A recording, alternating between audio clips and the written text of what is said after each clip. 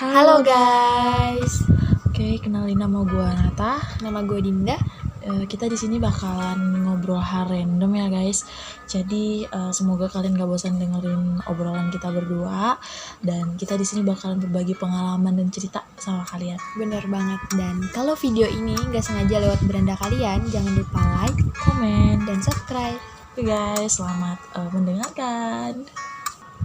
Jadi di sini status kita tuh sebagai mahasiswa, dimana kita ngekos ya guys. Tapi kita ngekosnya nggak bareng kok, kita ngekosnya pisah. Dan kali ini gue lagi main di kosannya Dinda. Dan kita punya pemikiran buat bahas seputaran kuliah kita. Ini lebih tepatnya kita lagi gabut sih. Ya, gabut. Iya benar. Dan kita tuh sekarang mahasiswa semester 3. Jadi kita mau bahas tentang gimana sih rasanya kuliah. Jadi di sini tuh gua sama Nata jadi anak rantauan, alias kita tuh jauh dari orang tua. Gimana rasanya kuliah jauh dari orang tua? Jadi kalau lu sakit gimana, Tak? Kalau gue ya gimana ya, paling gue inget rumah sih. Kalau gue lagi sakit rasanya kayak mikir, gue sakit di kota orang, nggak ada yang ngurusin. Temen-temen gue juga, ya gue punya temen sih di sini, cuman gue mikir lagi, takutnya gue malah jatuhnya ngerepotin mereka. Jadi ya udah, gue ngurusin diri gue sendiri gitu. Gimana lu aja lah Din, kalau sakit. Emang lu sakit gimana Din? Iya sama sih. Jadi gue tuh sebagai anak kos selalu siap sedia kayak obat-obatan praktis gitu. Karena kayak gue juga selalu diingetin sama mak gue, selalu siapin kayak obat-obat praktis, kayak obat sakit perut, sakit kepala gitu. Terus kayak kayak obat paracetamol lah. Terus kayak apa tuh namanya obat sakit perut, diaprom. Terus kayak antangin, kayak gitu-gitu sih, biar kayak kalau gue sakit udah antisipasi gitu. Karena gue kan kalau di sini juga bingung kan mau minta tolong ke siapa gitu, nggak mau minta tolong ke siapa-siapa juga karena nggak mau ngerepotin orang. Sama sih kita tak. Ya bener sih, emang kadang tuh kayak kita tuh harus bisa lebih mandiri gitu. Bener, ya kan. Apalagi kita jauh dari orang tua kan. Buat teman-teman yang dengerin juga mungkin banyak dari kalian yang jadi anak rantauan jauh dari orang tua. Jadi kita anak rantauan ini kan identik sama uang kiriman ya. Kalau lu berapa uang kiriman, kayak per bulan mungkin atau per minggu? Kalau gue pribadi ya, gue sih kadang tuh random ya dikirimin sama bokap.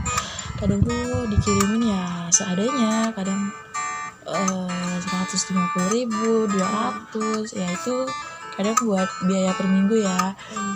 Mungkin buat sebagian orang 250 itu 150 itu nggak cukup. Apalagi kalau kita ngekos, kalau kita kuliah pakai motor segala macam, belum bensin ya kan, mungkin nggak cukup. Tapi gimana caranya kita buat memanajemen uang itu gitu.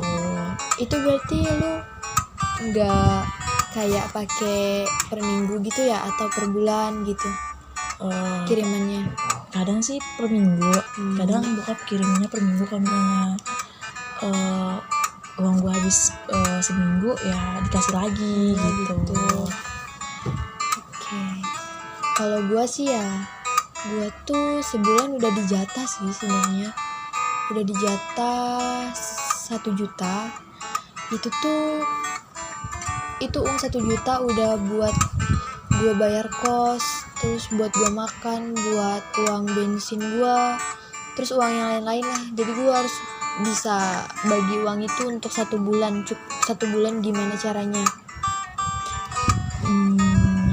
Emang itu cukup ya Din buat sebulan gitu? Kalau gue total sih kurang sih. Apalagi bayar kos kan misalnya awal bulannya, bener banget. Terus belum lagi ya lu makannya, belum lagi buat kuliah, belum lagi bensin gitu. Jadi tuh gue tuh ngekos 1 bulan tuh 450 buat uang kos. Jadi sisa uang gue tuh 550. Jadi gimana caranya gue ngatur uang 550 itu cukup 1 bulan. Dimana yang pernah gue total tuh kalau nggak salah 550 itu dibagi 1 bulan itu satu harinya gue bisa ngambil uang sebesar 18.000 kalau nggak salah. Dan itu tuh kadang kan kita banyak keperluan ya, apalagi bahan makanan, kita mesti beli beras. Sedangkan beras itu kan gue belinya yang 5 kiloan sih biasanya, jadi tuh itu biasanya harganya kisaran 60 ribuan lah. Untuk beli beras aja tuh udah 60 ribuan gitu, sedangkan gue sehari cuma bisa ngabisin 18 ribu. Jadi mungkin sebenarnya uangnya tuh udah kayak kepake di situ gitu. Jadi untuk hari lain itu berkurang, tapi ya mau gimana lagi gitu, gue harus bisa manage uang itu biar cukup buat sebulan. Agak susah sih, cuman bisa.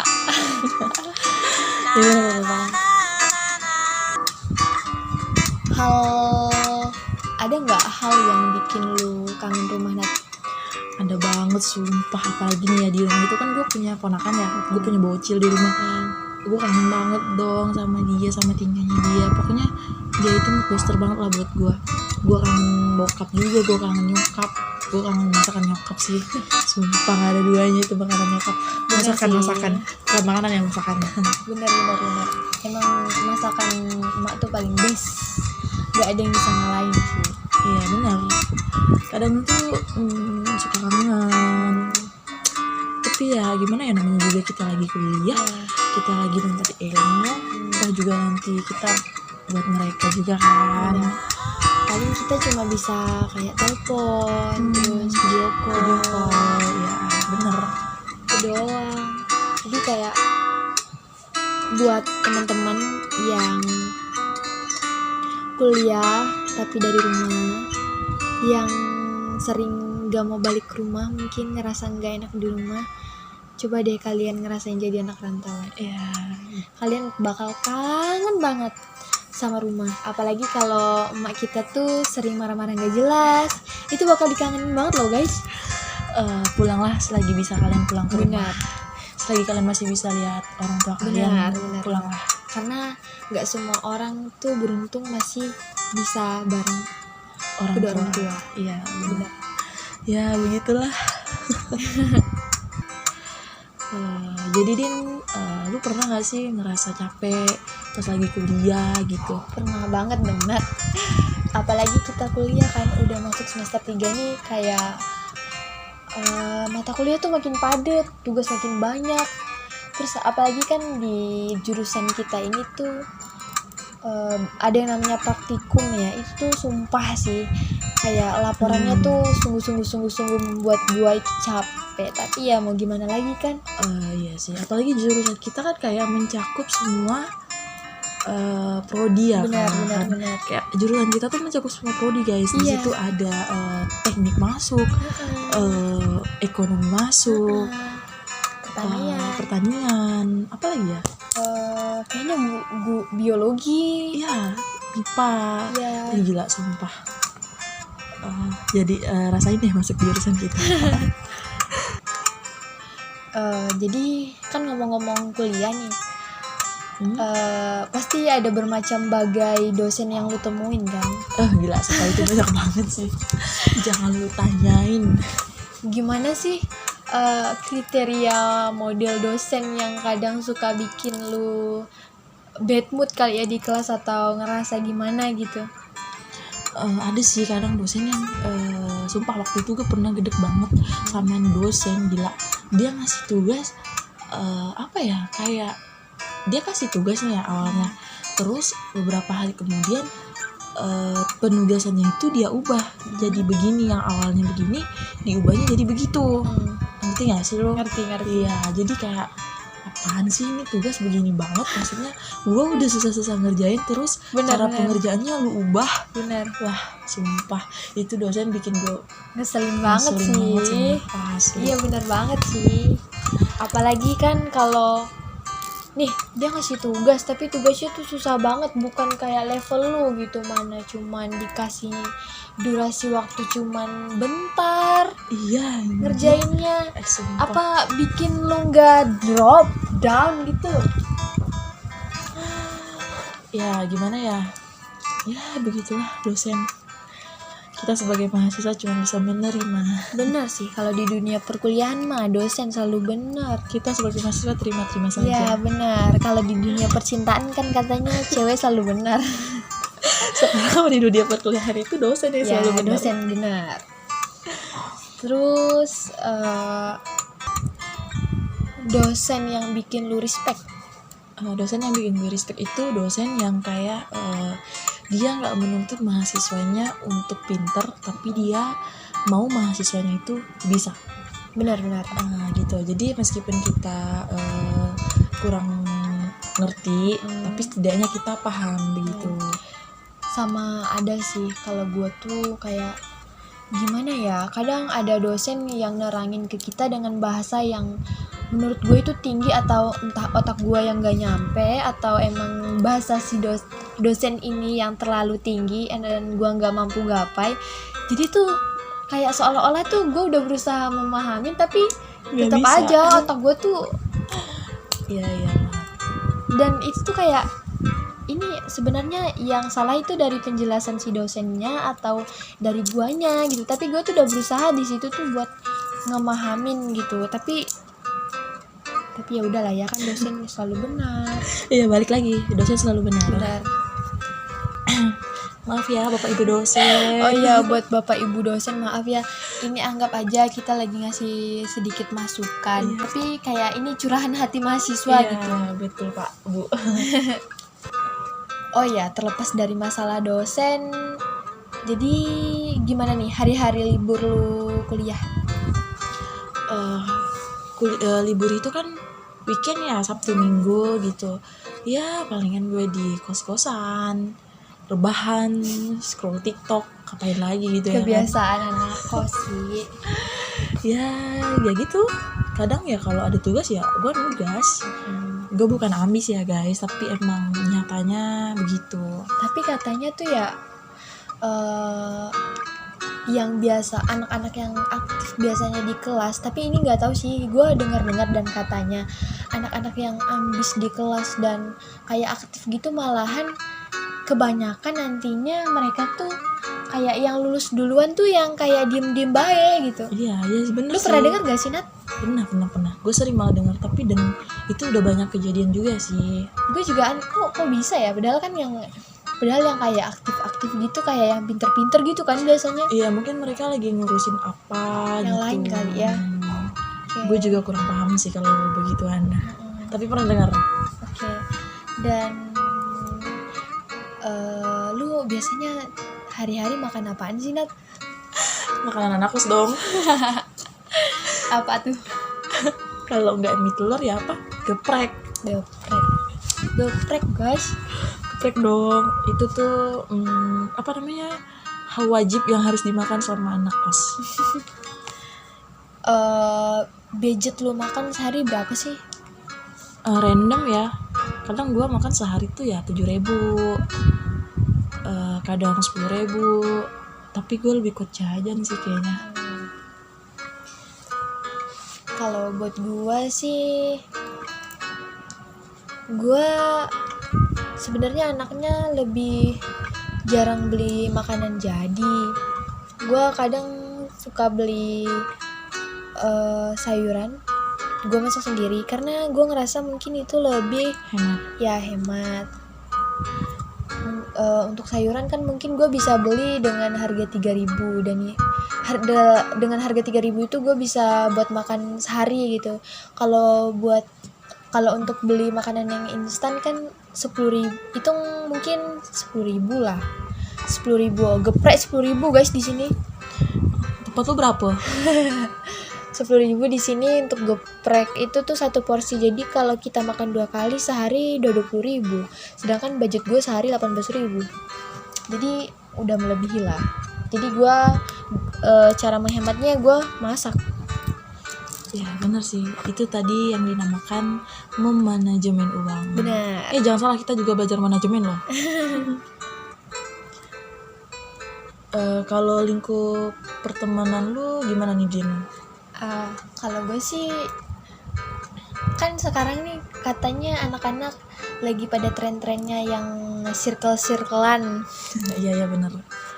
Kalau gue sih enggak sih, kalau dibilang circle-circlean sih enggak, cuman kayak bisa dibilang lingkup temen deket sih yang kayak selalu ada. Itu tuh gue punya beberapa teman di satu kelas itu, mungkin orang lain bisa ngelihat gue itu sebagai circle, cuman gue nggak nganggap itu circle sih. Gue welcome ke semua orang, tapi gue lebih deket sama orang-orang yang selalu ada buat gue. Orang-orang tertentu lah. Benar.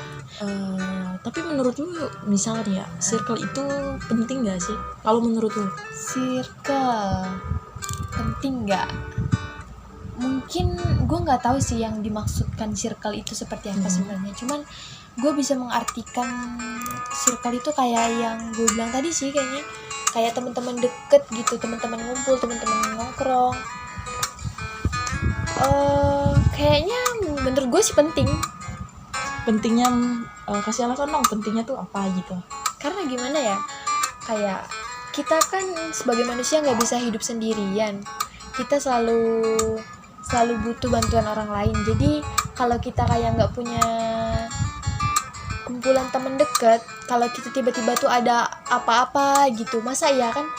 Kadang gue sering nih lihat temen gue buat SW atau apa gitu, kayak alah lu chat pas lagi ada maunya doang gitu. Jadi kayak circle tuh menurut gue kayak teman-teman deket tuh penting, karena waktu kita butuh dan mereka ada gitu. Kalau lu Nat, pertemanan lu gimana? Ada mungkin hal-hal yang dari teman-teman lu mungkin lu suka atau lu nggak suka, apa mungkin coba ungkapin di sini. Temen gue random sih ya, temen gue banyak. Temen gue dari prodi lain, fakultas lain juga ada ya. Tapi ya itu tadi, temen-temen deket gue, orang-orang yang deket sama gue itu cuman beberapa orang aja gitu. Dan gue juga kayak gak bisa cerita ke banyak orang, ke semua orang. Dan yang dengerin cerita gue ya paling orang-orang itu doang gitu. Jadi gimana ya, kalau pertemanan gue oke-oke aja sih gitu.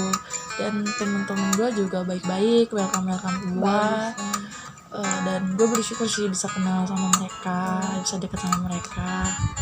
Dan gue gak pernah menyesali setiap pertemuan yang ada sama mereka. Kalau dari lu sendiri lihat sifat dari teman-teman lu yang bikin lu kadang ngerasa gak nyaman sama mereka apa sih? Kadang sih ada sih beberapa temen yang kadang mereka mau di ngertiin tapi mereka nggak bisa ngertiin kita gitu. Bener. Maksudnya kayak waktu dia lagi ada kenapa-kenapa, waktu dia lagi ada masalah ini tuh, dia mau ngertiin, dia maunya di ngertiin tapi kadang dia nggak mau ngertiin kita gitu. Bener. Terus kayak dia lagi moodnya lagi nggak bagus, lampiasinnya ke kita. Wah sumpah ya, itu gila temen, nggak bisa diungkapin deh. Bener sih, kita kan nggak tahu apa-apa ya konsepnya di situ. Nah kita kena imbasnya juga, ngeselin banget sih teman-teman kayak gitu. Maksudnya ya kayak ngerti lah gitu. Kita kan sama-sama punya mood. Ya, gitu. Dan kita juga yang punya masalah juga bukan cuma dia doang. Iya gitu benar. Kan. Ya kali. Terus kalau gue nih, ya gue juga sama sih kayak lu, kayak buat temen-temen deket gue tuh emang ada beberapa yang kayak hal-hal yang kadang gue nggak suka tuh mood kadang kayak kalau lu nggak mood atau lagi apa gitu sesuatu, ngomong gitu biar kita tuh ngerti, biar kayak oh yaudah dia mau nenangin diri dulu gitu, nggak yang lu malah diamin gitu kan, bikin kesel orang. Iya bener, ya begitulah, susah sih kalau dibilangin. Iya bener banget. Oke guys, mungkin ini dulu sharing gue sama Dinda. Udah 20 menit lebih juga, dan kapan-kapan kita bakalan buat sharing bareng lagi. Iya. Kita bakalan up, nggak tahu kapan, tapi kita bakalan up lagi. Dan ini sharing pertama kita mohon maaf kalau misalnya ada Benar kesalahan kata yang belepotan atau segala macam. Karena kita kayak ini baru banget ya kita buat. Ya, kita coba-coba dulu gitu. Benar. Dan semoga harapannya kalian suka sama sharing kita berdua. Dan kalau misalnya ada hal-hal yang mau kalian tanyain seputar kayak pembahasan kita, atau mungkin di luar juga nggak apa-apa, boleh. Atau kalian mau ada yang sharing juga sama kita, Iya, boleh banget. boleh banget. Kita tungguin kalian sharing sama kita, atau bisa komen di kolom komentar. Ya, jadi di sini kita terbuka, kita sharing aja gitu. Benar. Kan. Sharingnya kita ya terserah, bebas mau sharing apa aja. Kalau kalian butuh teman cerita, kalian gak punya teman cerita, kita siap kok dengerin Iya, kalian cerita. benar banget. Jadi sampai jumpa di Lain waktu. dadah. Bye, see you guys. See Jangan you. lupa like, komen, dan Subscribe. Jangan lupa makan dan jaga kesehatan juga ya. semangat.